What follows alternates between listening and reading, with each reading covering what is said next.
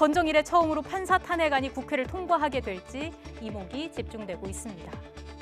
탄핵 소추안은 다음 주에 발의될 예정입니다. 취재기자 연결해서 이 소식 자세히 알아보겠습니다. 최하영 기자. 네, 정치부입니다. 네, 자세한 내용 전해주시죠. 네, 민주당 이탄희 의원은 애초 오늘 오후 발의할 예정이었지만 일정을 미루기로 했습니다. 이 공동 발의 동의를 받고 있는데 실무적으로 시간이 부족하다는 이유에서입니다.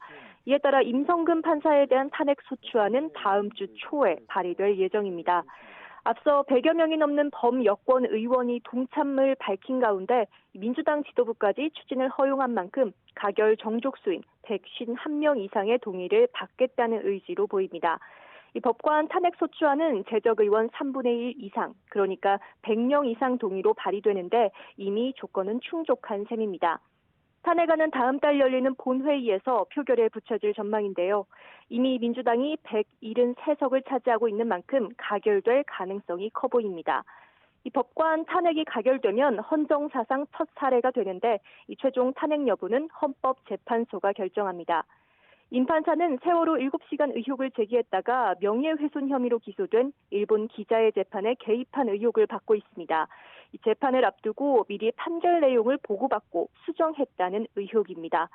앞서 1심 재판부는 재판 개입을 인정하며 위헌적 행위라고 여러 차례 판시했지만 이 적용된 직권남용 혐의에는 무죄를 선고했습니다. 이 재판에 개입할 수 있는 직무 권한이 없는 만큼 남용도 있을 수 없다는 취지입니다. 이에 이탄희 의원은 법리적으로 해결이 안 되는 만큼 헌법재판을 받아야 한다고 밝혔는데요.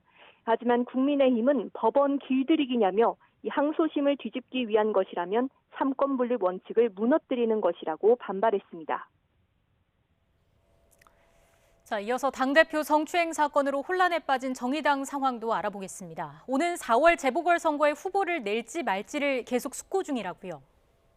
네, 고심을 거듭하는 정의당, 내일 이를 논의하기 위한 최고 의사결정 기구인 전국위원회를 개최합니다. 현재 정의당은 서울시장 후보의 권수정 서울시 의원, 부산시장 후보의 김영진 부산시당 위원장이 등록해 놓은 상황인데요. 전 당원 찬반 투표로 최종 후보를 확정할 예정이었지만 김종철 전 대표의 성추행 사건으로 모든 경선 일정이 멈춘 상태입니다. 정의당은 공천 여부를 두고 고민이 깊지만 당내에선 후보를 내지 말자는 쪽에 좀 더 무게가 실리는 것으로 전해지고 있습니다. 이와 함께 정의당은 어제 김 전 대표에 대한 제명도 결정했는데요. 당적을 박탈하는 당내 최고 징계 수위가 내려진 겁니다. 정의당은 고의성이 있고 행위 처벌의 필요성이 크다고 판단했습니다. 또 당 대표자로서의 의무와 책임을 다하지 못한 점이 인정된다고 밝혔는데요.